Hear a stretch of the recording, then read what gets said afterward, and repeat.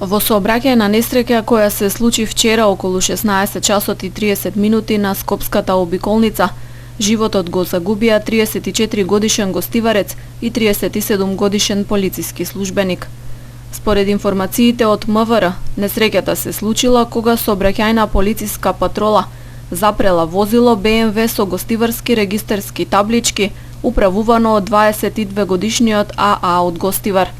Во нив удрило товарно моторно возило МАН, управувано од 37 годишниот ДН од Куманово. По ударот, возилото БМВ се запалило. На местото на настанот починал со возачот во БМВ-то, 34 годишниот РА од Гостивар. Со возило на итна медицинска помош, АА и двајцата полициски службеници, 37 годишниот СБ и 47 годишниот ГА, биле пренесени во комплексот клиники Мајка Тереза за укажување на лекарска помош, но во болницата СБ им подлегнал на повредите. По наредба на јавен обвинител извршена е обдукција врз телото на починатото лице. Обвинителството соопшти дека од возачот на камионот ќе бидат земени примероци од крв и урина заради испитување на присуство на алкохол или други супстанци кои би можеле да влијаат на неговата способност за управување со превозно средство. Врз камионот ќе се врши вореден технички преглед со цел да се утврдат причините за несреќата.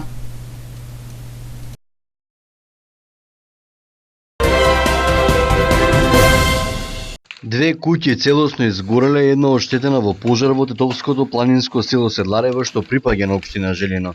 Пожарот избухнал вчера досна попладне, а пожарникарите интервенирале до досните ноќни часови. Тетовската противпожарна единица доби повик во 18 часот, но додека стигнавме веќе огнот беше проширен. Двете куќи целосно изгореа, додека во третата успеавме некако да го спречиме огнот, да се шири понатаму и да зафати други објекти. Имавме помош од жител на селото кој со голем трактор ни носеше вода. Неколку часа траеше гаснењето. Екипата се врати на полнок, но имате предвид дека речиси 1 час треба да се стигне до тоа село, изјави Ука Алити, командир на Тетовската територијална противпожарна единица. На интервенцијата дошле 6 пожарникари со 3 возила. Седларево се наоѓа на планината Сува гора, на надморска височина од 1218 метри.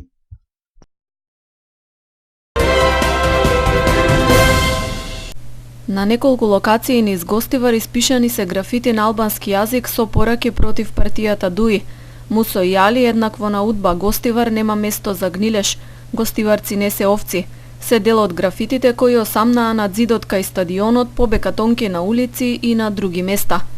Графити со слични пораки пред неколку дена се појавија и во Тетово. Гостиварскиот градоначалник Арбен Таравари на Facebook статус напиша дека 4 млади активисти на неговата партија Алијанса за албанците биле повикани во полиција во врска со испишаните графити низ градот. Влери Мисени, Фатон Абдули, Бесир Мемети и Азем Лазами биле повикани во полиција бидејќи се осмелиле да напишат некои графити со содржина која го вперува прстот кон оние луѓе за кои дење и ноќе слушаме како крадат, навредуваат, злоупотребуваат и не презираат. Државата наместо да се занимава со тоа, се занимава со младите кои имаат своји идеали и не трпат неправди, пишува Таравари. Од огранокот на ДУИ во Гостивар реагираа дека се работи за вандализам и го повикаа градоначалникот да го брани јавниот имот, а не лицата кои го извршиле делото. Наместо да градат и да ги разубавуваат објектите, вандалите платени од општинскиот буџет ја уништуваат јавната сопственост. Ние, како и граѓаните, оваа постапка ја сметаме за навредлива за Гостивар. Би било добро Таравари да се дистанцира од ваквите чинови, а не да ги стимулира, се вели во соопштението од ДУИ. Од полицијата потврдија дека кај нив е пријавен случај на испишани графити и информираа дека преземаат соодветни мерки и активности за негово расчистување.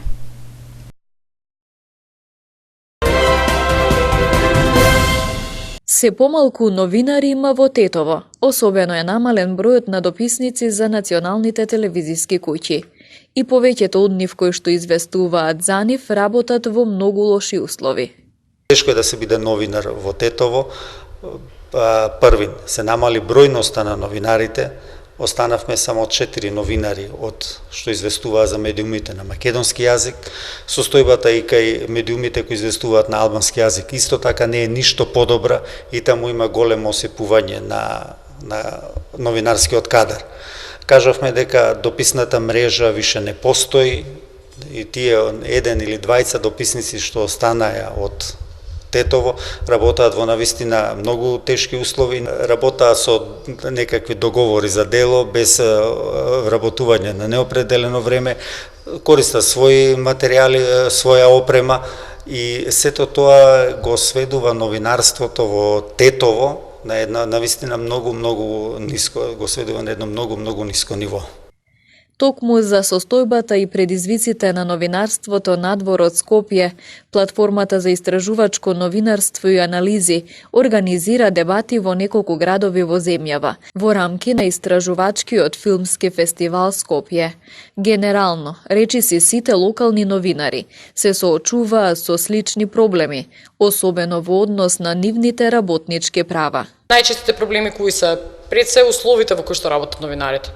Како што и дописниците се соочуваат со ниски плати, неосигурана работа и така натака. И доста новинари исто така и во Скопје се соочуваат со сличното. Платите се ниски. Често пати новинарите работат како прекаријат, нели, тие се прекарни работници и често пати немаат ни основни договори за работа, за вработување, туку работат како хонорарци. Тоа подразбира пак тоа не значи дека хонорарци работат, нели, што е хонорарец? Во суштина хонорарец е да сработите една работа и толку. Меѓутоа овде е и тоа извртено, нели, хонорарците на хартија, во суштина вие работите по 8, по 10 сати и така натака, а од друга страна ги немате правата кои што ви следуваат со закон за работни односи, како што на пример одмор, нели, боледување и така прековремена работа која што е платена и така натака. Така што тоа е еден вид проблеми. Друг вид проблеми е самиот квалитет на новинарството, квалитетот на новинарските производи, на медиумите. Трет проблем е се агендите од најразличен тип во медиумите, кои што, нели, нормално влијанието на политиката и други центри на моќ и така натака, така што проблемите се поприлично. И еве би ги споменала и дефинитивно и недостатокот од идеи и иновации во медиумската сфера. Значи, едноставно е на некој начин можеби застарен пристап во работата на медиумите. Пред тетовските новинари беше проектиран и документарецот Дафне екзекуцијата, за новинарката Дафне Каруана Галиција, која во октомври 2017 година беше убиена од автомобил бомба во Малта, замолчувајќи го слободниот глас кој со години ги разоткриваше моќниците на островот, конфликтот на интереси и корупцијата. Четворица водичи во планина од Тетово се дел од првите 20 од Македонија кои добија меѓународни лиценци и се обучени според стандардот International Mountain Leader. Дополнително се обучуваат уште 4 други лица од тетовските планинарски клубови. Македонската асоциација на интернационални водичи во планина од ноември лани е полноправна членка на Меѓународната унија на интернационални водичи во планина. Дефинитивно присуството на UNLA стандардот, односно сертификатот за International Mountain Leader квалификацијата е основен предуслов за еден сериозен туроператор од светот да има амбиција и воопшто да има доверба да започне да работи програми во една дестинација. Македонија со имплементирањето на овој стандард влегува на светската мапа на дестинации каде што има добро обучени водичи кои што може да реализираат програми кои од една страна се безбедни согласно принципите за почитување на сите риск менеджмент безбедносни стандарди, од друга страна тоа се атрактивни програми каде што главните чинители, водичите во планина ќе го испорачаат сето тоа на едно високо ниво, соодветно на очекувањата на клиентите. Од друга страна тоа и гаранција дека ќе се постигне повисока цена на производот и нормално ако гледаме од бизнис аспект имаме многу поголема добивка, односно многу посилен поттик кон развој на локалната економија, заради тоа што добрите тури не значат само работа за водичите, туку значат повеќе престој, повеќе работа за сместувањето, за добавачите на храна, кај директните и индиректните стейкхолдери во туристичкиот ланец. Председателот на планинарскиот клуб Љуботен Јован Божиновски Смета дека УИМЛА стандардот покрај обуката за водичи учи и како да се развива туризмот со оглед на тоа дека Шарпланина има голем потенцијал. Овој стандард не те учи само како да се движиш на планина, туку те учи како да се развива туризмот на овие средини каде што сме ние, како што сме ние, затоа што ние бевме и на обуки кои што беа во Франција организирани, каде што имаме ист пример како во сега во Македонија, што се случува така и таму. И кога се вративме од тие обуки, дојдовме тука и почнавме да работиме со локалното население. Знаете и сами дека во изминативе неколку години се отворија помали сместувачки капацитети во населените места. Почерпланинскиот регион не се многу, ни требаат уште повеќе, но ги имаме овие сместувачки капацитети. Полека ние како водичи кои што работиме по овој стандард веќе имаме каде да ги носиме клиентите, да доаѓаат, да се сместуваат на овие места, и мислам дека имаме уште многу работа на Шарпланина, потенцијалот е тука, но треба да се работи со локалното население, треба да се работи со се она што како потенцијал не е само за планинарење, за хајкинг го имаме, туку се она што е во склоп на адвенчер туризмот, нели, во зимски и во летни услови. Така да она што овој стандард нас ни донесе, нели, едно знаење повеќе од она што треба да го што го имавме претходно, и се надевам дека сето ова ќе внесе една нова, сега после влегувањето на нашата македонска асоциација во светската организација, ќе внесе еден нов дух и желба кај останатите луѓе кои што се занимаваат со дејноста. Заради промоција на професијата и УИМЛА стандардот во земјава, но и во регионот, председателот на Меѓународната унија на интернационални водичи во планина, Иан Спер, во текот на изминатата недела престојуваше во нашата земја. Тој за работата на Македонската асоциација на интернационални водичи во планина даде висока оценка. The level of quality for the organisation here in Macedonia has been. Нивото на работа на Македонската асоциација на водичи во планина е фантастично.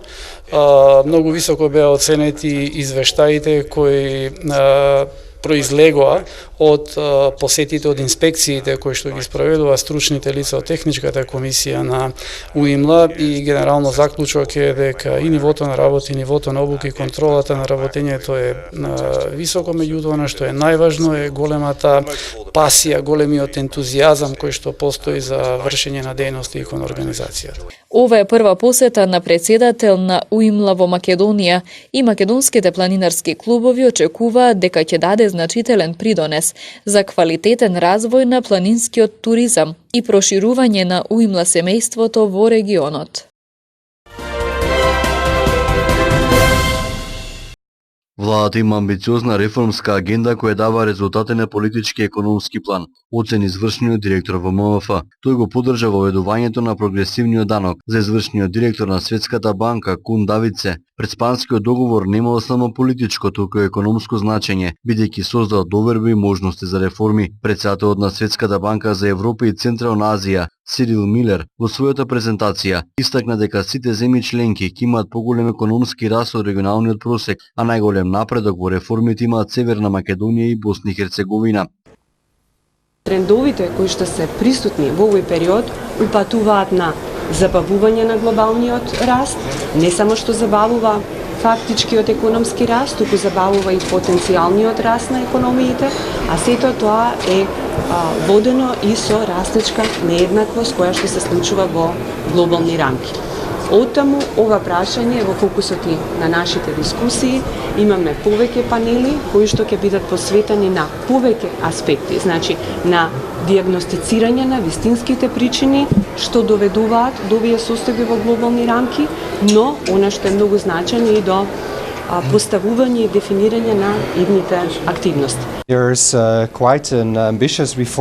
Владата има навистина амбициозна реформска агенда и навистина може да се забележат резултати не само во смисла на политички резултати, бидејќи изгледите за земјата за влез во НАТО и во ЕУ се подобрени, меѓутоа и на економско ниво преку бизнисот, деловното окружување, образованието, и навистина ние пружаме поддршка за сите овие процеси.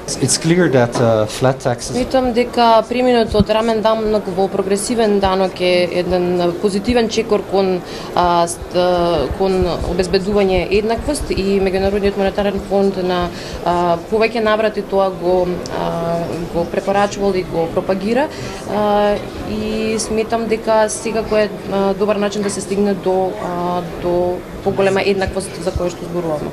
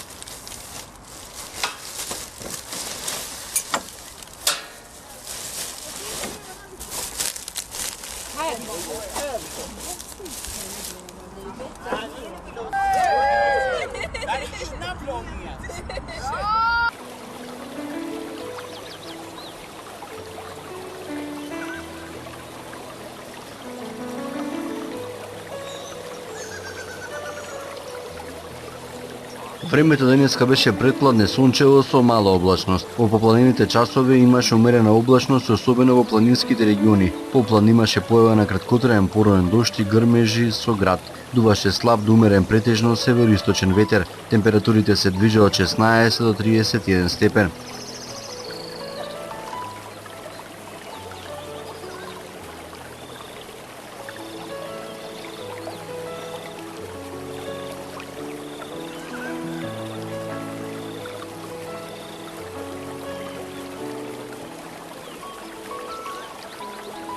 За утре метеоролозите најавуваат сончево време со умерена облачност. Од планините часови, особено на североисток, ќе биде нестабилно со повремен пороен дожд и грмежи услови за појава на град. Утре ќе дува западен до југозападен ветер, кој особено во западните делови на земјата и на повисоко ќе се засилува. Температурите ќе се движат од 16 до 31 степен.